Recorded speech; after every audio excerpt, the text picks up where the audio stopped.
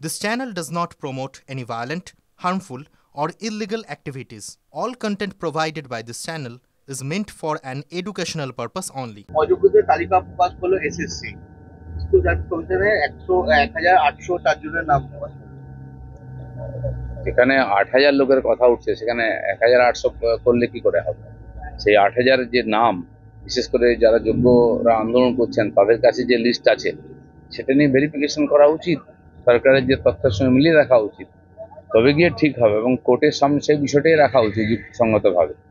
আর এইগুলো করে জিনিসটাকে পুরোপুরি এখনো অন্ধকারে রাখার চেষ্টা হচ্ছে। জীবন কৃষ্ণ সাহা এবার ইমোশনাল হলেন, স্ত্রী এবং পুত্রকে দেখে কিন্তু ইমোশনাল কথাবার্তা বলছেন তিনি। ইমোশনাল গুলো নাটকবাজি। ওনার মনে হয়নি যেসব লোকের কাছ থেকে টাকা নিয়েছেন, যারা জমি বাড়ি বিক্রি করে চাকরির জন্য টাকা দিয়েছে, নিজের ছেলে মেয়েদের ভবিষ্যতের জন্য সর্বস্ব দিয়ে দিয়েছে, তার মধ্যে অনেকের চাকরি হয়নি, অনেকের চাকরি হওয়ার পর চলে গেছে, এছাড়া যতভাবে মানুষকে লুট করার করেছেন, তাদের ঘর সংসার, তাদের স্ত্রীর পুত্র নাই, তাদের ইমোশনালের গুরুত্বটা উনি বোঝেননি একদিন। এই 1800 জনের মধ্যে 1400 জনই আবার নতুন করে আবেদন করেছেন, এই যারা টেন্টেড, তো তাদেরকে কেন রাজ্য আবেদন করতে দিল?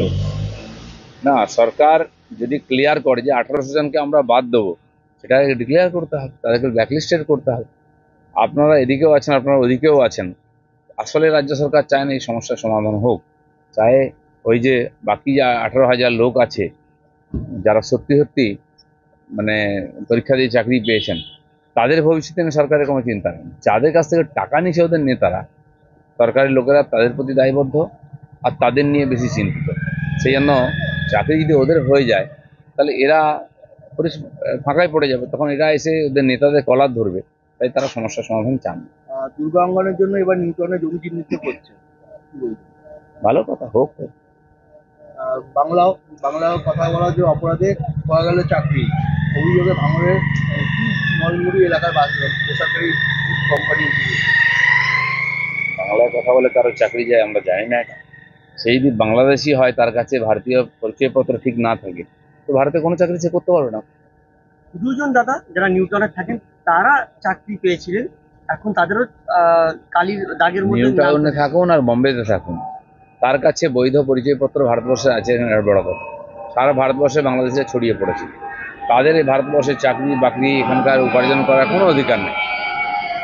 এই 1800 জনের মধ্যে অনেক তৃণমূল নেতা, এমনকি কাউন্সিলর পর্যন্ত রয়েছে।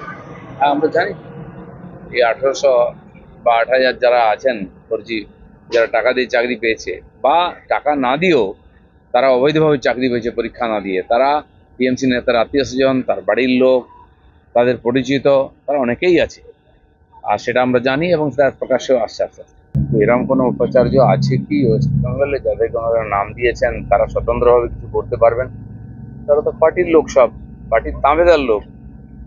কলকাতা ইউনিভার্সিটি উপাচার্য একবার দেখিয়েছিলেন যে হ্যাঁ, ডেট চেঞ্জ করতে দেবো না, পরীক্ষা স্টুডেন্টদের স্বার্থই বড়। কজনের হিম্মত আছে এরকম? তাই তো কলেজগুলো, ইউনিভার্সিটিগুলো আস্তে আস্তে আকড়া হয়ে যাচ্ছে রাজনীতি।